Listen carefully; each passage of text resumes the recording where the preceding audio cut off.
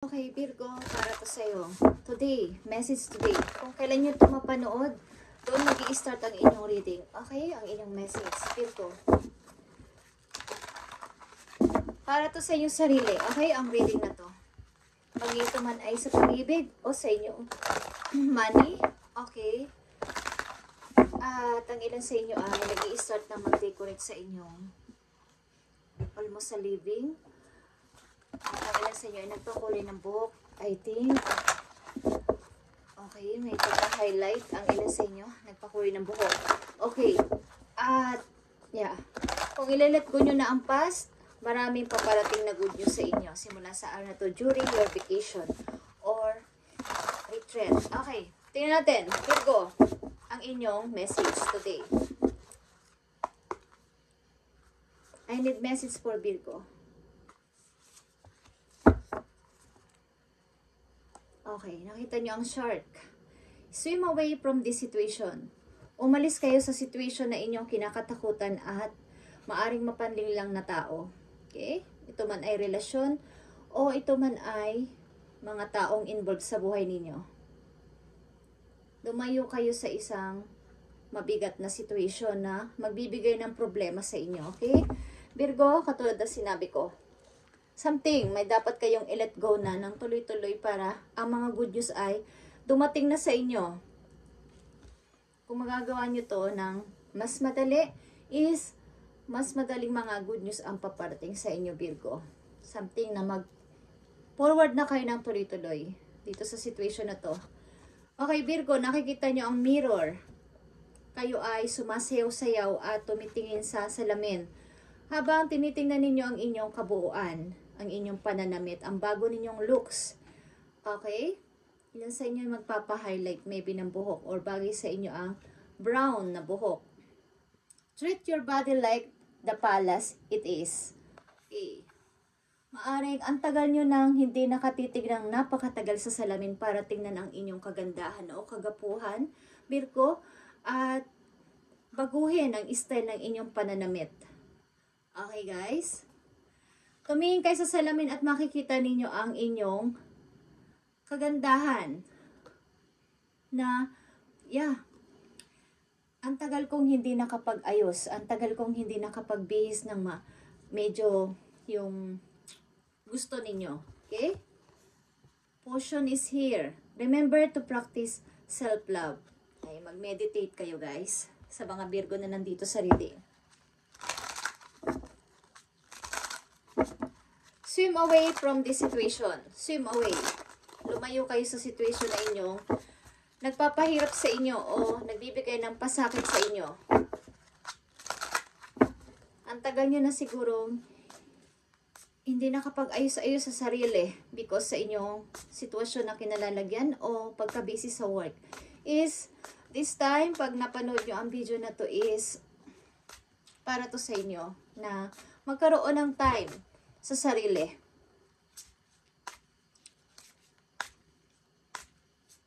Tingnan natin ang message po yun. Tuman ay sa inyong kaperahan o sa inyong sarili mismo. Payo sa mga Virgo. Tingnan natin. I need message. Thank you. I need message for Virgo. Everything okay. Everything's okay. Virgo, don't worry, it's all working out in the beautiful way. Huwag ka nang mag-alala sapagkat lahat ng mangyayari sa buhay mo simula sa araw na to ay something na maganda ang kahihinatnan. Like I said, beautiful. Like a word of beautiful. Tingnan ninyo sa sarili, sa salamin ang inyong kagandahan at kagwapuhan.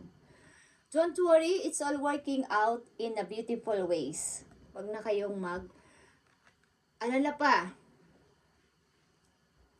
To lift up your thoughts and energy and to attract what you deserve.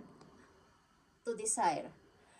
Use positive affirmation. Virgo, swim away from this situation. Takasan mo na o alisan mo na ang mga tao pwede ulit sa'yo manlinlang at manloko. Ang ilan sa inyo ay buntis or magbubuntis, guys. At maaaring gusto nyo kahit ama ito ng inyong anak is lalayo kayo. Okay? Ilan sa inyo? Tingnan natin ang message dito.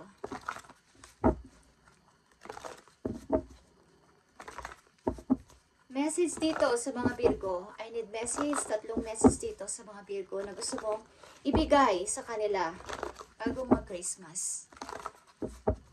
Tingnan natin. Ito man ay good news o bad news. Titingnan natin ang inyong message. Para sa mga Virgo na bibigyan mo ng message today, okay, nakikita nyo ang solar plexus. Plexus chakra is about ito sa inyong pagla-lighten, pagre-restart sa sarili. Baga, gusto nyong magpatuloy, but ang ilan sa inyo ay pabalik-balik sa old situation sapagkat nakakapagod. Ang ilan sa inyo ay nakakaisip na yung gumawa sa inyo ng kasalanan ay mag-revenge kayo, but huwag nyo itong gagawin. Okay? Ilan sa inyo ay nagkasakit maybe o nagkaroon ng karamdaman dahil sa inyong situation na to. Tingnan natin ang inyong message, Virgo. Ito man ay about sa inyong love o about sa inyong kaperahan or career. Yeah. Nakikita nyo tong discontent and boredom. May umalis dito sa situation. Something na nagkaroon na ng hindi pagkakaintindihan, nagkaroon na ng pagka-boring sa relasyon. At something na discontent.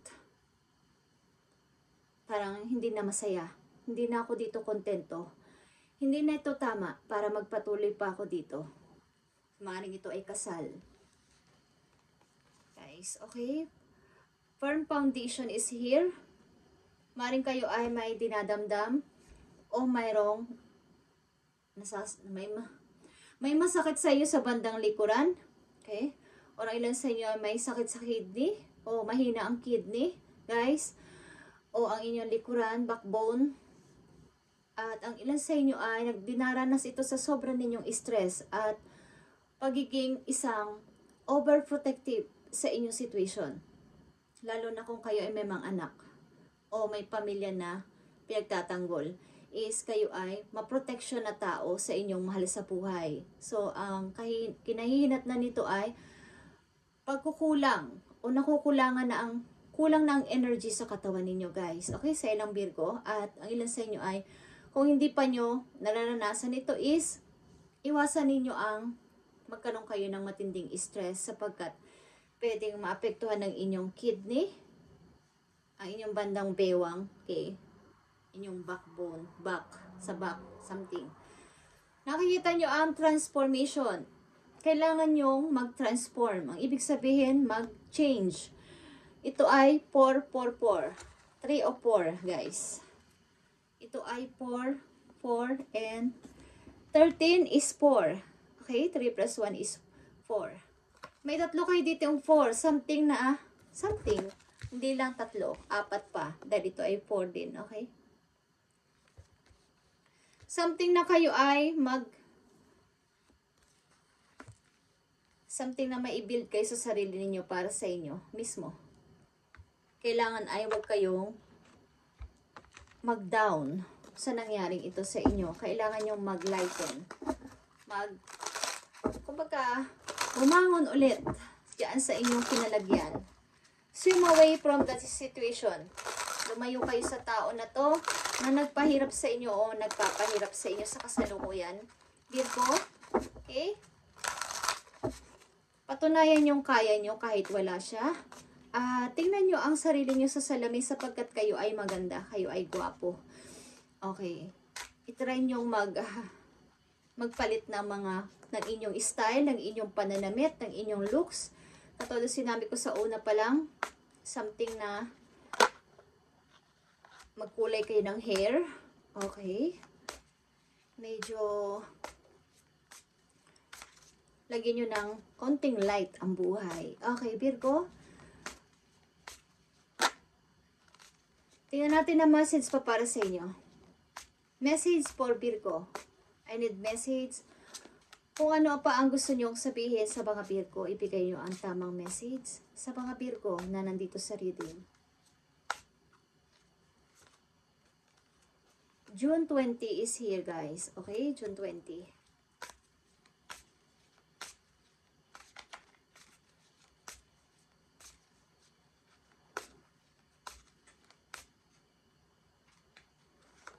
Nandito ang March 17. And meron ditong 4 leaf.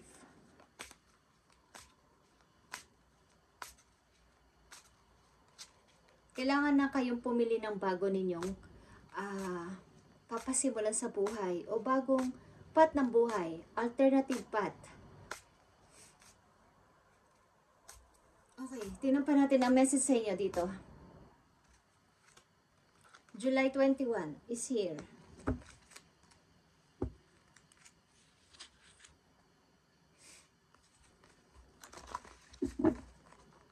Message for Virgo. Tingnan natin.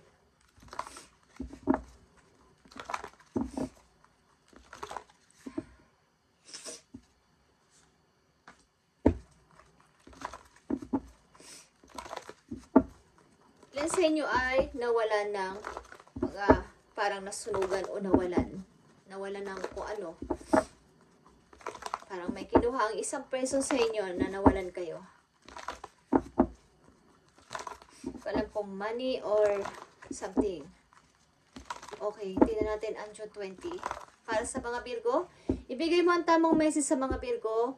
June 20. March 17. July 21. Nakikita niyo itong fulfillment of wishes. Something, guys.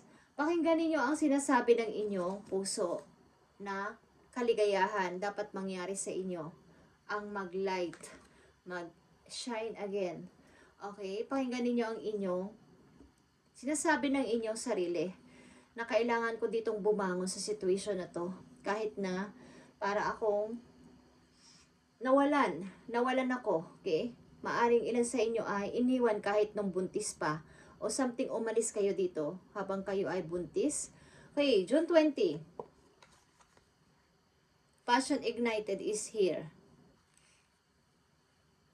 Kailangan ninyong mabago, guys. In and out sa inyong sarili. Yung inyong desire ay dapat ay ipakita ninyo. Na kayo ay magbabago lahat-lahat. Susundin nyo ang sinasabi ng inyong puso na ito yung want ko, ito yung gusto kong mangyari.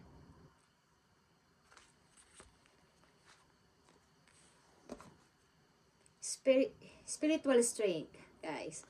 Okay, pagbitaw sa isang situation na mahirap na kayo lang ang nagbubuhat.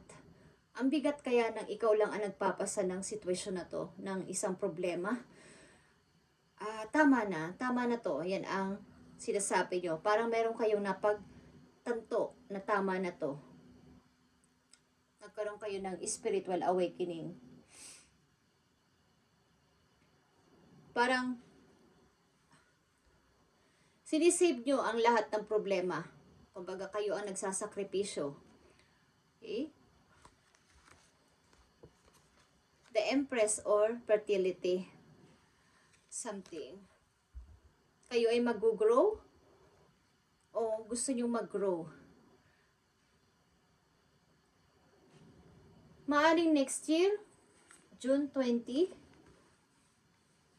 sa March, is maraming pagbabagong mangyayari sa inyo bandang June, March, or July. Is something na pag-grow sa sarili at maaring kayo ay buntis talaga. Ang ilan sa inyo ay buntis o magiging isang ina. Okay? At something na lalago kayo kahit sa ang parte sa inyong buhay. Maging ito man ay sa kapirahan. Kaya, don't worry, Virgo. It's all working in the beautiful ways. Ang mangyari lang dito, dapat kayong umalis sa isang situation na to na layuan nyo ang person na to, ang isang taong bala kayong bigyan ulit ng problema o isang irresponsableng tao. Okay? Kailangan ninyo ditong magising o tama na, sasabihin nyo sa sarili nyo. kailangan kong mag-start ng kahit ako lang mag-isa. Okay, Virgo? Tingnan natin. Everything's okay. So, kayo mag-alala. Kapag ito ay iniwan ninyo, ang situation na to is may mga magagandang mangyayari sa buhay ninyo. Mga good news sa paparating. Kahit kayo ay nasa vacation, maybe may tatawag sa inyo at may good news na paparating. At maring ilan sa inyo ay may ibabalita sa inyong pamilya o may magbabalita sa inyo. Tingnan natin ang message dito ng inyong mga angels sa inyo, guys. Good opportunity is parting sa inyo. At kung kayo ay buntis, ang inyong anak ay blessing. Yan ang magdadala ng swerte sa inyo. Pag yan ay inyong itataguyod kahit mag-isa lang kayo, kahit kayo ay single mom, magdadala yan sa inyo ng magandang pagdaloy ng money. Okay, 8 of emotion is here. Nagpapakita ang 8 of emotion is 8 of cups, guys. Someone is leaving. Tingnan natin ang message sa inyo ng inyong mga angels. 5 of abundance is 5 of pentacles, guys. There are times when everyone need a hand. Your angels want you to know that you didn't go through your current challenges alone. Accept the help of those around you. The situation you're experiencing is temporary. Okay? So, ang nararanasan nyo sa kasalukuyan, na kahirapan sa money at mahirap na situation kung kayo din ay umalis, na kayo ay buntis, or may anak is, temporary lang to. So, tanggapin nyo ang tulong ng ibang tao. Hindi nyo to magagawa ng mag-isa. May tutulong sa inyo ng mga tao sa paligid na makakaintindi sa inyong situation. Ang inyong nararanasan sa kasalukuyan ay temporary lang. So, everything's okay. Mangyayari ang magandang mga balita sa inyo in a beautiful ways. Okay? At ito ay pangako ng inyong mga angels. Huwag kayong huwag nyong i-reject ang mga pwedeng tumulong sa inyong mga tao. Kailangan nyo dito ng isang taong tutulong sa inyo. Pag may nag-offer sa inyo ng help, something na i-accept ninyo, guys. Huwag nyo nang pairalin ang inyong pride. Okay, at nandito ang 7 of emotion, 7 of cups ito. Your angels are asking you to make an important decision but you've been putting off. It's likely to know which choice you should make but you're procrastinating so you don't upset someone else. Ask heaven for guidance and then make the choice that celebrate when you truly are. Okay. So, katulad ng nandito message is, i-accept nyo ang maaring tulong ng isang tao sa inyo. Huwag nyong i-reject ang pagtulong ng isang person sapagkat ito ang gagawing daan ni Lord sa pagtulong sa inyo. Gagamit siya ng tao para kayo ay makapagbago sa buhay. Kung kayo ay umalis sa inyong tahanan ng mag-isa o may kasamang anak o kayo ay buntis, ay may tutulong sa inyong mga tao dito para sa inyong pagsisimula. Isa pang message dito sa mga Virgo.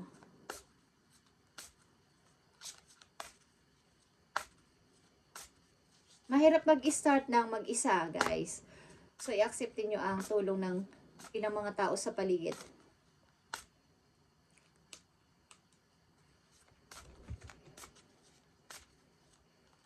Isang message na lang po yo, Virgo. Okay. Dinadalo kayo ng aking pusa, guys. Tingnan natin ang message po yo, Virgo.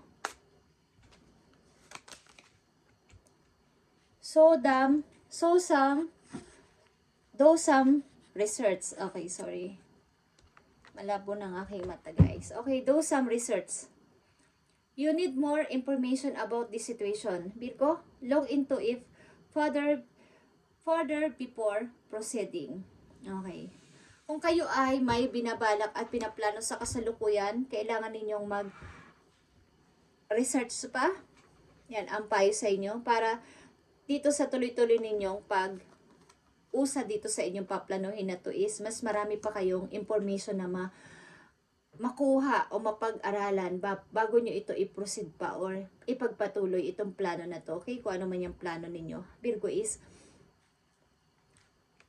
kumbaga mag-research pa kayo ng mga technique ng mga dapat mangyari o dapat gawin dito para buo ang inyong pagka wala ng kulang at wala namang labis sa inyong sisimulan. Okay. Virgo. Tingnan natin ang maaring message sa iyo ng yung person. Mag-iito man ay nakaraan na o sa kasalukuyan. Tingnan natin ang message sa iyo. Message ng mga person ng mga Virgo. Message sa inyo. Something na hindi niya masabi sa inyo ng harap-harapan. Okay, message ng taong nasa relasyon na kayo o tapos na to is ito ang message sa inyo ng tao na to. I remember the day we met like it was yesterday. Okay. Okay, maaring ang tao na to ay hiwalay na kayo at naaalala niya ang araw kung kailan kayo nagkakilala na parang kahapon lang. Okay, maaring naaalala ka niya ang inyong pagkikita, ang inyong pagmimit sa unang beses at sinasabi niya na parang kailan lang, but ngayon ay wala na. Okay. So, ang relasyon niyo dito ay nagkaroon na ng discontent and boredom sa isa't isa. So, kailangan niyo bumangon ulit, Virgo, dito sa situation na to at magsimulang muli sa inyong sarili. Andito ang The Empress. Kailangan niyo mag-grow sa inyong buong pagkatao at Ace of Wands. Okay? Kailangan ninyong baguhin ang inyong buong pagkatao. In and out. Ang inyong emotion, ang inyong physical, spiritual. Okay. Tumingin kayo paminsan-minsan o tingnan ninyo ang sarili nyo sa salamin. Kung ano ba ang kulang, ano ba ang nangyari sa akin. Okay, kailangan kong bumalik sa pagiging ako. Kailangan kong mag-meditate, magpahinga, at mag-refresh. Mag-ipon ng lakas again para ako ay kumbaga, nagkulang na kayo sa inyong sarili. Okay, Virgo? Thank you and God bless sa mga Virgong nandito sa reading at itong message nyo today. Today is December 19. Pero kung kailan nyo mapanood ang video na to is doon mag-i-start ang inyong message. Thank you and God bless, Virgo.